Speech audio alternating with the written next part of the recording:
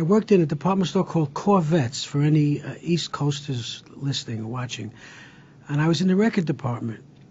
And do you want to hear the whole? Yeah, please. Okay, That was so great. You don't want to hear which albums. You just want to... there was this guy that came in all the time that loved jazz. He was a jazz lover. And he would come in. He wanted a specific cut on a Miles Davis album, and nobody wanted to wait on him. They didn't want to climb the ladder, like an attorney's office. You have to roll the ladders over and go. Right. So I would gladly do it. So and then he wanted a Duke Ellington album. Then he wanted a Count Basie, and he wanted a Joe Williams. So I would gladly go up and and I would sit and talk jazz to him. And I told him I was a musician, and at night I worked in a nightclub, one of the biggest nightclubs in New York called Ben Maxick's Town and Country Club.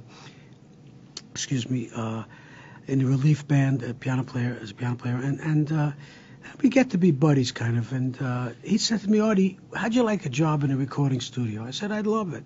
So he got me a meeting at Bell Sound Studios to talk with the manager of the studio, and I had got this meeting.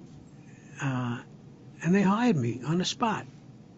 He knew my passion for music and saw I was a clean-cut guy. And so that's what put you in that room. That's what got me pushing buttons. And then to go further into that story, as Corky told it to me, was so they were having trouble with the person playing the piano. A year. I worked there almost a year, and they were doing I had a large orchestra session. And the piano player, who was a wonderful piano player, I mean, a phenomenal piano player, no names mentioned, he's gone now, but he was a great piano player. But they were making a contemporary music, piece of music, and it just wasn't his bag. Right.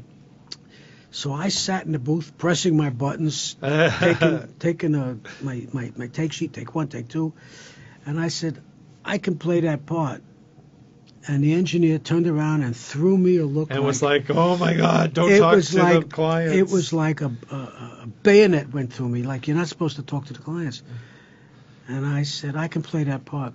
And Jerry Lieber turned around and said, "You can play that, Artie?" And I said, "Yeah, I can play that." And Mike Stoller said, "Well, after we let the orchestra go, we'll give you a chance to go overdub it."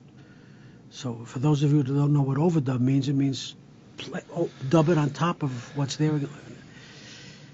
So the orchestra left, and I marked with grease pencil on the tape where somebody should press, because the engineer went home. And as he went home, I followed him. Yeah. Right. And I marked on the tape where somebody should press record on the back of the tape, and I went out there. I put my headphones on, and the music went by, and it went, and I played my part, and I came in, and I went. I said, and I can play the blues. I remember vividly doing that. And Jerry cracked up, and Mike cracked up, and one of them, I don't remember which one, said, "Quit your job, come work for us." And that's how it happened. I swear to God. And that was the beginning of everything.